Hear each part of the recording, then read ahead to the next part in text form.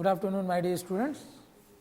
Today I am going to take lesson 6, Weathering the Storm in Ersama of English from Moments book. So today I will be explaining you part 2 of this lesson. So I welcome you in today's lesson.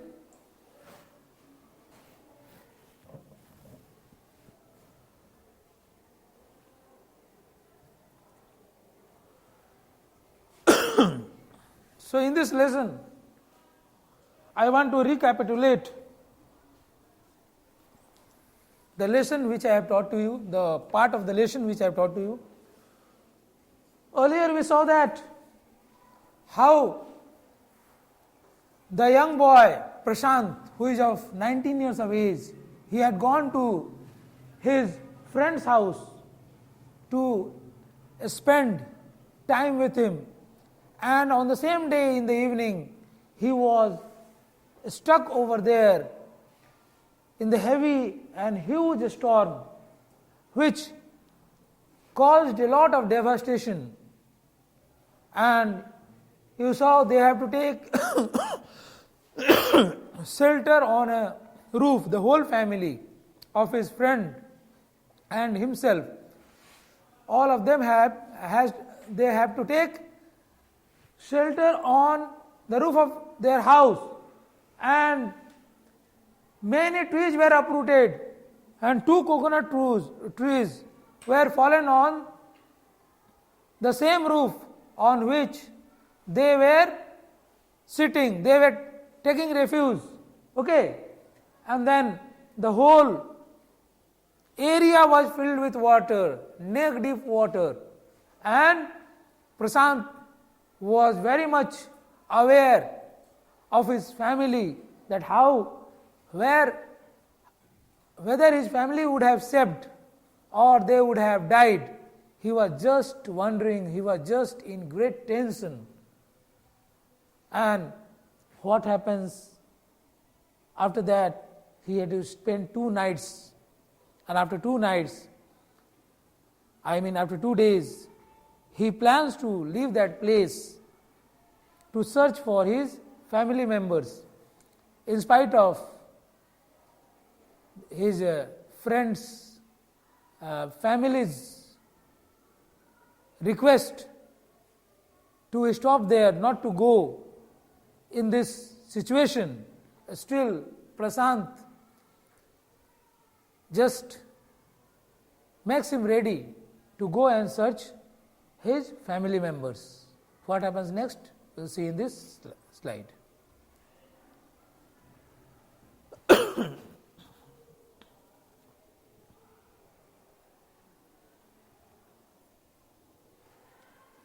So 2 days later, we seem to Prashant like 2 years. 2 दिन बाद प्रशांत को, जो कि 2 दिन उसके लिए 2 साल के जैसे लग रहे थे, क्योंकि वो बहुत ज़्यादा टेंस्ड था, बहुत ज़्यादा चिंतित था अपने परिवार के बारे में कि ये जो आंधी तूफान, जो साइक्लोन हुआ था, जो कि जिसमें कितने सारे घर डूब गए, कितने सारे घर गिर गए, टूट गए, ढह गए और वॉश आउट हो गए, कितने गांव, सैकड़ों गांव साफ हो गए थे इस स्टॉर्मी वेदर में। ओके, इस स्टॉर्मी सिचुएशन में कितने सारे घर पूरा दह गया था, बह गया था। ओके, तो इसलिए 2 दिन उसे 2 साल के जैसा लग रहा था। The rain ceased and the rain water slowly began to recede. तो क्या हुआ कि 2 दिन बाद ये जो है बारिश रुका, ठीक है, बारिश रुक गया, लेकिन रेन वाटर जो है वो भी स्लोली कम होते गया। रिसीड का मतलब होता है रिड्यूस, रिसीड का मतलब होता है रिट्रीट, रिट्रीट मतलब कम हो जाना, ठीक है। जो पानी भरा हुआ था वहां से बहकर फिर कम होते जाना, कोई खाई में जाना, जहां भी जाना, ठीक है। तो धीरे धीरे बारिश का जो पानी था कम होते गया। प्रशांत was determined to seek out his family without further delay. और प्रशांत ने यह दृढ़ संकल्प कर लिया था अपने मन में कि वो अपने परिवार के लोगों को बिना समय खोए, बिना समय गवाए वो उन्हें खोज लेगा, ठीक है, अगर वो जीवित होंगे तो। साथ ही साथ ये भी वो सोच रहा था कि शायद उसके परिवार के लोग कोई बचे नहीं होंगे ऐसे सिचुएशन में, क्योंकि ढेर सारे डेड बॉडीज, ह्यूमन बींग से डेड बॉडीज भी तैर रहे थे पानी पर, they were floating over the waters.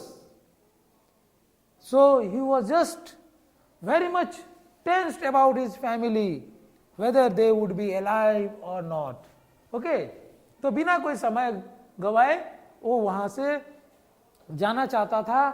निश्चय कर लिया उसने कि उसे जाकर अपने परिवार के लोगों को खोजना है. उसकी माँ तो नहीं थी, लेकिन बाकी जो लोग थे, उसके चाचा चाची जो भी थे, मामा मामी जो भी थे, उन लोगों को वो खोजने के लिए निकल गया समझ लो, ठीक है, क्योंकि निश्चय किया मतलब निकल गया. Okay, but the situation was still dangerous and his friend's family pleaded with Prashant to stay back a little while longer. लेकिन but the situation was totally grim. इसका मतलब वह सिचुएशन अभी भी खतरनाक था, खतरा टला नहीं था कि न जाने कि क्या हो जाता. वो फिर वहां से अपने फ्रेंड के घर से जाता और फिर बारिश शुरू हो जाता, फिर आंधी तूफान फिर शुरू हो जाता, फिर वो साइक्लोनिक वेदर हो जाता. तो यह तो डर था, ये चांसेस थे. इसीलिए कहा गया है कि सिचुएशन वाज स्टिल डेंजरस. अभी भी सिचुएशन खतरे से बाहर नहीं था, परिस्थिति तो था, बिल्कुल ग्रिम सिचुएशन था. ओके, और उसके जो मित्र के जो परिवार के लोग हैं, उसे बार बार प्रार्थना करने लगे, मनाने लगे कि प्रशांत तुम रुक जाओ और कुछ दिन रुक जाओ, अभी तुम्हारा जाने का समय नहीं हुआ है. उसके बाद प्रशांत के दोस्त के माता पिता बोलने लगे प्रशांत से कि बेटा अभी तुमको जाने की जरूरत नहीं है, अभी खतरा टला नहीं है, रास्ते में कुछ भी हो सकता है और तुम कैसे जाओगे, कौन रास्ते में कैसे जाओगे, कहाँ खाई है, कहाँ तालाब है, कुछ पता नहीं चलेगा, वहां डूब भी सकता है ना, पूरे रास्ते तो तैर नहीं सकता है, पूरा पानी कितने किलोमीटर दूर तक भरा हुआ है. तो उसके दोस्त के जो परिवार वाले हैं, परिवार के लोग हैं, उसको प्रार्थना किया, उससे कहा, उसे रिक्वेस्ट किया, विनती किया कि बेटा तुम रुक जाओ कुछ दिन और, अभी तुम्हें हड़बड़ाने की जरूरत नहीं है, ठीक है. But Prashant knew he had to go. लेकिन प्रशांत को बिल्कुल अवेयर था, he was aware that he had to go, क्योंकि उसको उसके परिवार वाले की चिंता खाई जा रही थी. उसके मन में उसके परिवार के प्रति क्या था, इमोशनल फीलिंग था. वो रो रहा था, अपने परिवार के बारे में सोचकर रो रहा था. He was just weeping, he was sobbing whether his family members would be alive or not, or they were dead. Okay, that's why he thought that he had to go. He took the decision to move away from there and search his family members. यहाँ glossary means meaning, word meaning में देखोगे, seized का मतलब है stopped. Seized, ये जो शब्द आया था सीज्ड, इसका मतलब होता है स्टॉप्ड, रुकना. बारिश रुक गया इसीलिए सीज्ड लिखा. सीज्ड का मतलब होता है स्टॉप्ड. रिसीड का मतलब रिट्रीट, हाँ, रिड्यूस हो जाना या वहां से कम बह जाना, ठीक है, वापस चले जाने को भी रिसीड कहा जाता है. पानी तो आया किसी डायरेक्शन से, भर गया, फिर वापस जाने लगा तो कम होते गया, तो रिड्यूस. इसका मतलब रिसीड का मतलब रिट्रीट भी होता है. ओके, रिड्यूस भी होता है. Clear? Come to the second slide. He equipped himself with a long sturdy stick and then started on his 18-kilometer expedition back to his village through the swollen flood waters. ध्यान देना बेटा, बहुत सुंदर सुंदर words हैं. Okay, beautiful words are there. Okay, and you can find some new words also.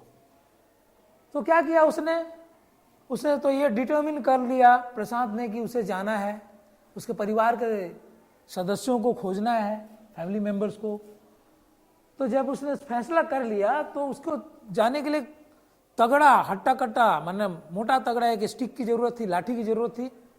तो उसने क्या किया, स्टर्डी, स्टर्डी का मतलब स्ट्रांग, एक लंबा लॉन्ग स्टर्डी स्टिक, स्टर्डी का मतलब मजबूत, बहुत स्ट्रांग स्टिक अपने साथ ले लिया, इक्विप्ड मतलब ले लिया अपने साथ। And then started on his 18 kilometre expedition. और फिर उसका घर वहां से 18 किलोमीटर दूर था उसके दोस्त के घर से, उसके दोस्त उसके मित्र के घर से उसका घर कितना दूर था, 18 किलोमीटर दूर था। और उसके दोस्त का घर कहां था, where was his friends house, can anybody tell me? Elsamma. Okay, ठीक है, एल्सामा में वो फंस गया था, ठीक है। उसके विलेज का क्या नाम है मैं आगे चल के बताऊंगा। ओके, कालीकुडा कुछ है ऐसा नाम है, देखते हैं। ओके, तो 18 किलोमीटर दूर था उसका गांव, और उस फ्लडेड वाटर से, सोलन वाटर जैसा लग रहा जैसे फूल गया है, कोई भी चीज सूजन जैसे हो जाता ना हाथ पैर ठंडा के समय या चोट लग जाने से, उसी प्रकार वाटर लग रहा था जैसे सोलन हो गया है। उस फ्लड वाटर होते हुए वो शुरू कर दिया जाना, 18 किलोमीटर का रास्ता यात्रा को तय करने का सोच लिया और वो आगे बढ़ा।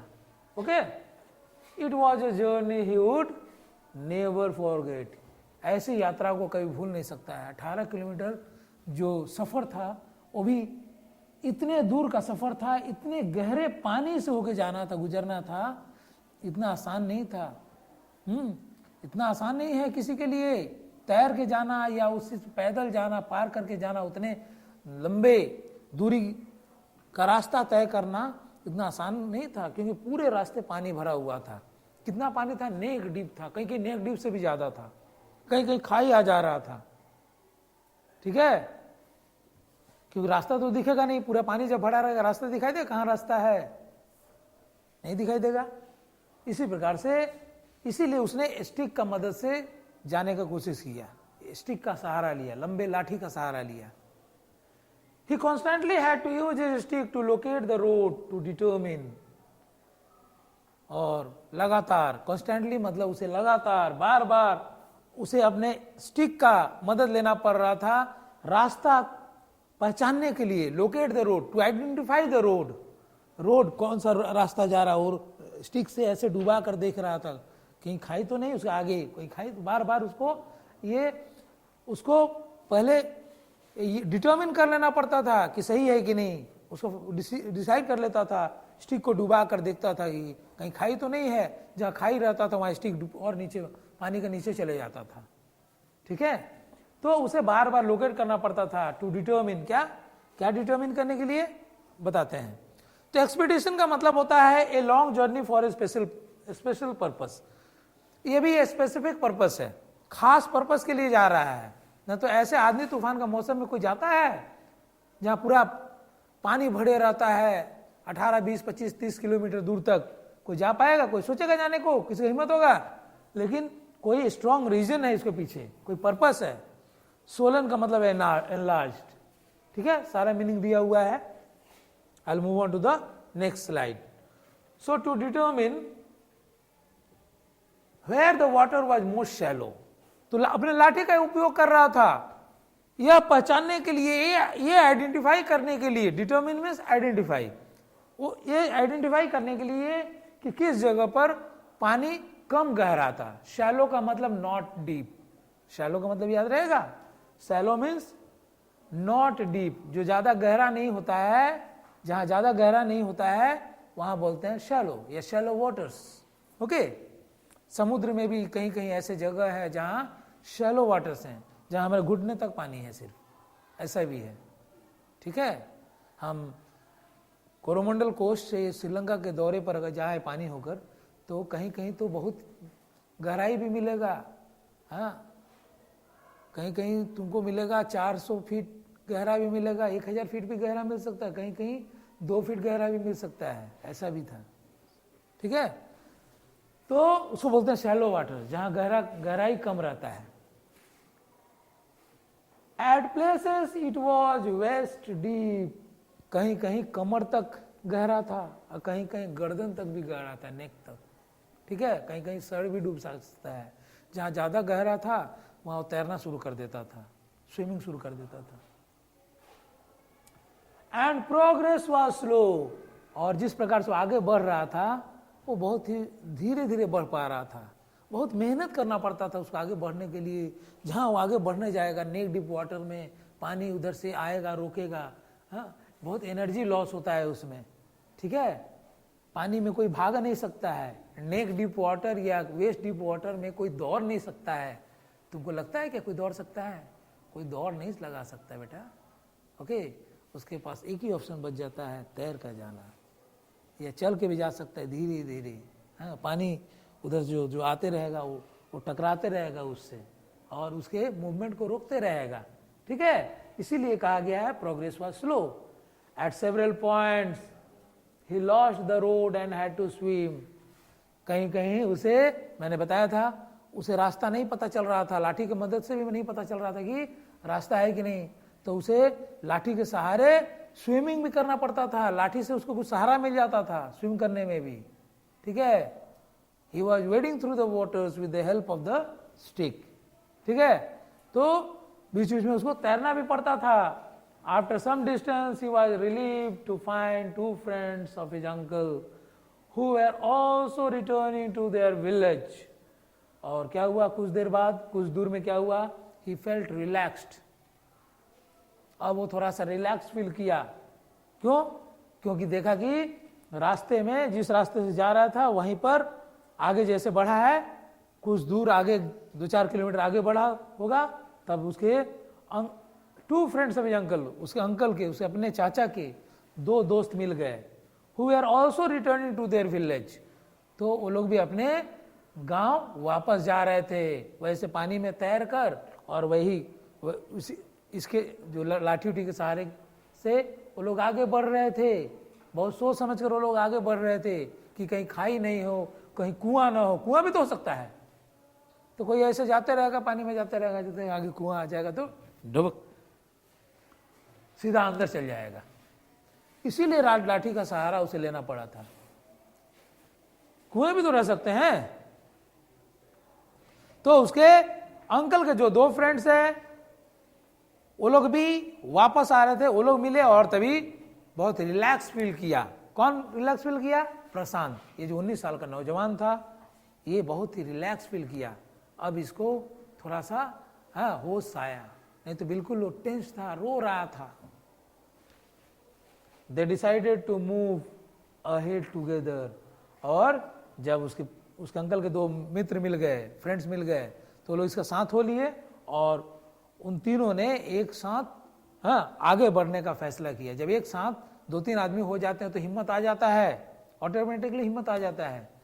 अकेले रात को 11 बजे 10 बजे कहीं से आते हो या जाते हो, एक तुम्हारे साथ कोई और आदमी रहता है तो डर नहीं रहता है कि रास्ते में कुछ हो सकता है, थोड़ा हिम्मत मिलता है, सुनसान रास्ते से जा रहे हो तो।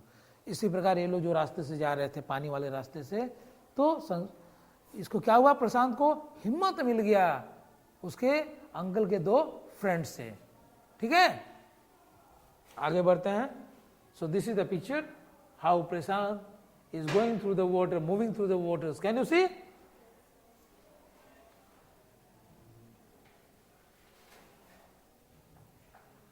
Now come to slide number 5. As they waded through the waters, the scenes they witnessed grew more and more macabre. क्या हुआ?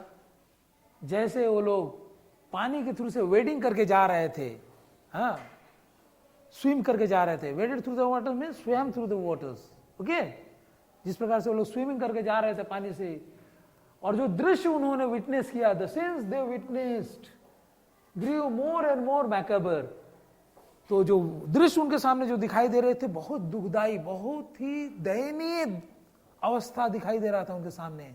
जो सामने दिखाई दे रहा था, उसके सामने लाशों के ढेर दिखाई दे रहे थे, जानवर के, लोगों के लाश पूरा तैरते हुए दिखाई दे रहे थे। आगे बताते हैं क्या दिखाई दे रहे थे, ठीक है।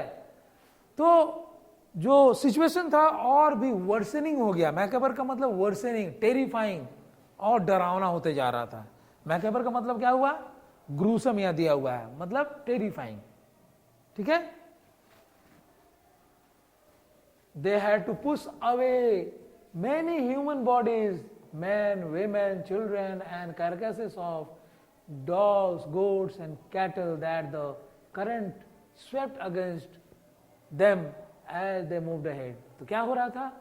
जैसे वो लोग पानी से तैर कर जा रहे थे आगे, वैसे उनको ढेर सारे ह्यूमन बॉडीज दिखाई दे रहे थे, लाश से दिखाई दे रहे थे, लोगों के लाश से, लाशों का ढेर दिखाई दे रहा था। कोई यहां पर है, कोई सामने पर है, कोई पीछे पर है, कोई इधर, चारों तरफ लाश ही लाश दिखाई दे रहे थे। ठीक है। तो ह्यूमन बींग्स के लाश थे, जिसमें कितने मर्द थे, औरतें थी, बच्चे थे, और फिर डॉग्स, गोट्स और जानवर, पालतू जानवर, बफलोज और काउस के, उनके भी कैरकेसेस, उनके भी डेड बॉडीज दिखाई दे रहे थे। कैरकेसेस मतलब dead bodies of animals, dead bodies of animals भी दिखाई दे रहे थे। और ये लोग क्या कर रहे थे? That the current swept against them as they moved ahead. और जैसे आगे बढ़ रहे थे, पानी का जो बहाव था उससे डेड बॉडीज जो एनिमल्स के थे, मेन के थे, ह्यूमन बींग्स के थे, वो सारे इनकी तरफ आकर टकरा जा रहे थे, इनके शरीर से टकरा जा रहे थे। इनको बार बार ऐसा करके हटाना पड़ता था, लाठी के सहारे, हाथ के सहारे हटाना पड़ता था डेड बॉडीज को दूर करके, तब ये लोग आगे बढ़ रहे थे। Clear? In every village that they pass they could barely see a house standing. जिस गांव से भी वो लोग गुजरते थे, उनको मुश्किल से कोई घर दिखाई दे रहा था, मुश्किल से कोई घर दिखाई दे रहा था। जिस गांव से होकर जा रहे थे, सैकड़ों गांव तबाह हो गया था इस फ्लड वाटर्स में, और सैकड़ों गांव बह गए थे, पता ही नहीं चल रहा था कौन गांव कहां है, ऐसा हाल हुआ था।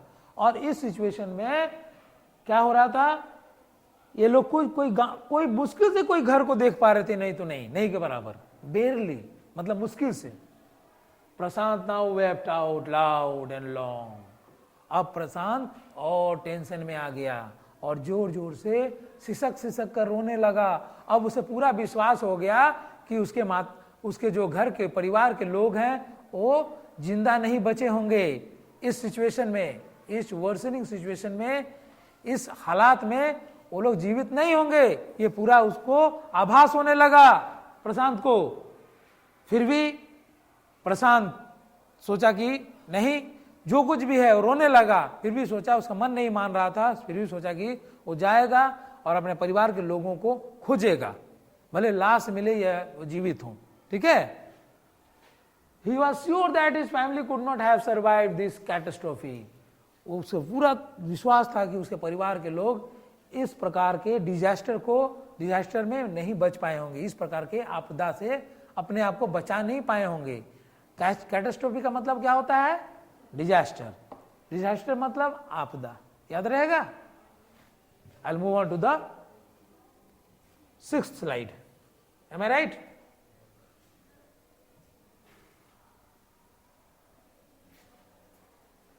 Eventually what happened? Prashant reached his village कालीकुडा। मैंने बताया था उसके विलेज का नाम कालीकुडा है। और इसी प्रकार से प्रशांत अपना गांव कालीकुडा पहुंचा। इतने लंबे सफर के बाद अपने गांव कालीकुडा पहुंचा। His heart went cold. उसका दिल थम गया। Went cold, एक मिनट के लिए, कुछ देर के उसका दिल थम गया। ठीक है, धक धक कर रहा था उसका दिल, तब तक रुका। Went cold का मतलब यही हुआ। Where their home once stood, there were only remnants of its roof. हाँ, Went cold मतलब मैंने एक ऐसा फीलिंग आना, सडनली फीलिंग नहीं आता है डर के एकदम क्या हो गया, ऐसा करते हैं, मैं बर्बाद हो गया बोलते हैं ना कोई। इसी प्रकार से उसका मन में फीलिंग आया। ठीक है। तो जहां पर उसका घर एक समय खड़ा रहता था, उसका घर, there were only remnants of its roof, उसके छत के ही कुछ अंश बचे हुए थे। रेमनेंट्स का मतलब होता है रिमेन्स। हाँ, मैंने बचा कुचा जो भाग था छत का, वही थोड़ा सा दिखाई दे रहा था उसके घर का। सोचो ऐसा अवस्था हो गया था उसके घर का। Some of their belongings were caught, mangled, and twisted in the branches of trees just visible above the dark waters. और कुछ जो उसके सामान थे घर में, जो कितने सारे चीज थे, जो वस्तु थे, वो कहीं कहीं फंस गए थे, ट्विस्टेड इन द ब्रांचेस, टहनियाँ नहीं होती है, टेढ़े मेरे टहनियों में फंस गए थे, बहते बहते उसमें जाकर फंस गए थे। उसके सामान कितने सारे कपड़े वगैरह और के ढेर सारी चीज होंगे, जाकर उसमें लपेटा गए थे। ठीक है, just visible above the dark waters, और वो दिखाई दे रहा था ये गंदे पानी। डार्क वाटर्स क्यों कहा गया है? पानी गंदा हो गया है, दूषित हो गया है। हाँ, कितने सारे जो लोगों का, जानवरों का, ये सब लाश उसी में बह रहा था, इसीलिए कहा गया डार्क वाटर्स। तो पानी और साफ सुथरा नहीं रहा, वो डार्क वाटर्स के ऊपर दिखाई दे रहा था क्या क्या क्या चीज लटक रहे थे, फंसे हुए थे in the twigs, in the branches of the trees. Okay, mangle का मतलब डैमेज्ड, और डैमेज हो गए थे। हाँ, मैंगल का मतलब क्या होता है? डैमेज, बर्बाद हो जाना, destroyed. Clear? Young Prashant decided to go to the red cross shelter to look for his family. Yes, Prashant, ये नौजवान प्रशांत, उसने फैसला किया कि रेड क्रॉस सोसाइटी में जाकर, रेड क्रॉस शेल्टर में जाकर अपने परिवार के लोगों को खोजेगा। रेड क्रॉस शेल्टर जो सोसाइटी होता है, ऐसे लोगों के विपदा के समय हेल्प करने के लिए बना हुआ है, सारे देश में है। रेड क्रॉस सोसाइटी के बारे में नाम सुने होंगे, रेड क्रॉस हॉस्पिटल्स के बारे में नाम सुने होंगे। वो सरकारी संस्था होता है और निजी संस्था भी होती है, जो कि लोगों की मदद के लिए बनाई गई है। जहाँ लोग फंस जाते हैं, कोई प्राकृतिक आपदा हो जाती है, ऐसा कुछ डिजास्टर हो जाता है, उसको मदद करने के लिए। तो उसने सोचा कि क्यों ना रेड क्रॉस शेल्टर में जाकर देखा जाए, वहाँ ढूंढा जाए इसके परिवार के लोगों को, परिवार के सदस्यों को। तो फिर वहाँ जाता है। आगे बढ़ते हैं with the new slide. 7th slide is before you. Among the first people he saw in the crowd was his maternal grandmother. और जब वो रेड क्रॉस शेल्टर में पहुंचा और पहला व्यक्ति जिसको देखा वो अपने पहला व्यक्ति किसको देखता है? अपने नानी माँ को देखता है, अपनी नानी को देखता है। Maternal grandmother means mother's mother. ठीक है, मदर्स को मैटरनल ग्रैंड मदर बोलते हैं। अपनी दादी माँ को सिर्फ ग्रैंड मदर बोलते हैं, याद रखना। ठीक है, तो सबसे पहले अपने नानी माँ को देखता है। वीक विथ हंगर, वो बहुत ही कमजोर हो गई थी भूख से उसकी नानी। शी रश टू हिम, वो उसके तरफ भागी, उसके तरफ दौड़ी। किसके तरफ? प्रशांत के तरफ, अपने नाती की तरफ, प्रशांत की तरफ दौड़ी, अपने ग्रैंडसन की तरफ दौड़ी। हर हैंड्स आउट स्ट्रेच्ड, अपने बाहों को फैलाई, ऐसा करे। आउट स्ट्रेच मतलब फैलाना, बाहों को फैलाना। देखो यहाँ मीनिंग लिखे हैं, out stretch means spread out, ऐसा करके बाहों को फैला लेते हैं गले मिलने के लिए किसी से। इसी प्रकार से उसकी नानी प्रशांत के सामने उसके आगे बढ़ी, ऐसा करके उसको गले लगने के लिए, हक करने के लिए। क्लियर? हर आईज ब्रीमिंग, उसके आंखों से अश्रु धारा बह रहे थे। ब्रीमिंग का मतलब होता है ओवरफ्लोइंग विथ टीयर्स। ब्रीमिंग का मतलब ओवरफ्लोइंग विथ टीयर्स, उसके आंखों में आंसू बह रहे थे। इट वॉज अ मिराकल, ऐसा मानो कोई जादू हो गया था, कोई चमत्कार हो गया था। वो सोच भी नहीं सकता था कि बूढ़ी अम्मा, जो बूढ़ी उसकी नानी माँ है, वो जीवित होगी, क्योंकि सबसे she was the oldest member in the family. तो यह देखकर प्रशांत माने बहुत ही खुश हुआ।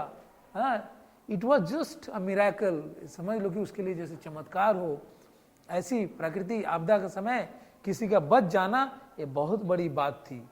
Okay, they had long given him for dead, और वे लोग, इसके परिवार के लोग, इसके नानी और भी जो लोग थे, मामा मामी, जो भी चाचा चाची, ठीक है, ये लोग सोचे थे कि प्रशांत अब नहीं जीवित होगा, वो मर चुका होगा। प्रशांत को मरा हुआ समझ रहे थे, सोच रहे थे कि अब प्रशांत जीवित नहीं होगा। ऐसे प्राकृतिक आपदा में, ऐसे ग्रूसम सिचुएशन में वो जीवित नहीं होगा। वो लोग सारे आशा खो बैठे थे कि वो जीवित होगा। और यह देखकर क्या परिवार वालों को कितनी खुशी हुई होगी प्रशांत को देखकर, सोचो। और प्रशांत को कितनी खुशी हुई होगी अपने परिवार के सदस्यों को देखकर, जो लोग सारे जीवित थे। Clear? I will come on to the next slide, and this is the last slide for today perhaps. Yes. So my dear students, please pay attention. Quickly word spread and his extended family gathered around him.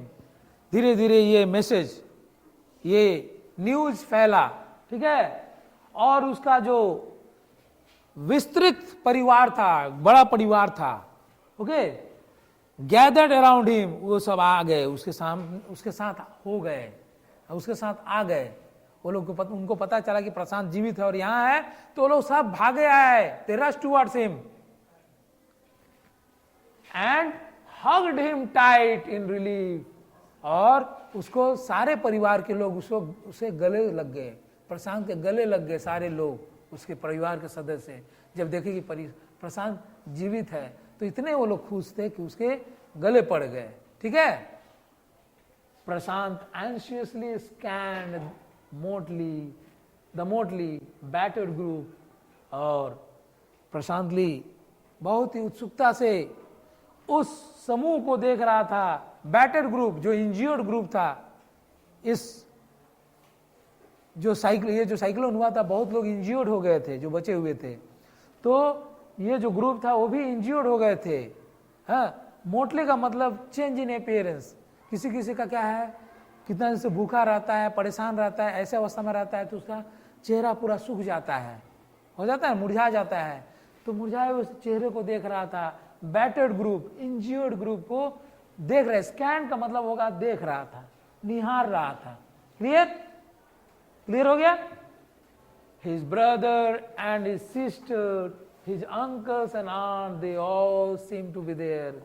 उसके भाई और बहन, उसके चाचा और चाची, उसके मामा मामी नानी, जो भी परिवार के सदस्य थे, वो लोग जीवित थे और वो लोग वहां पर मौजूद थे प्रशांत के सामने. They all hugged him tight. वो लोग प्रशांत के गले लग गए और खुशी के आंसू उनके आंखों से बहने लगे, सभी के लोगों के. तो this is a beautiful emotional story I am explaining to you. So there is more to be read in the next class. So I will come with the next part of it, with part 3 in the next class, my dear students. That's all for today.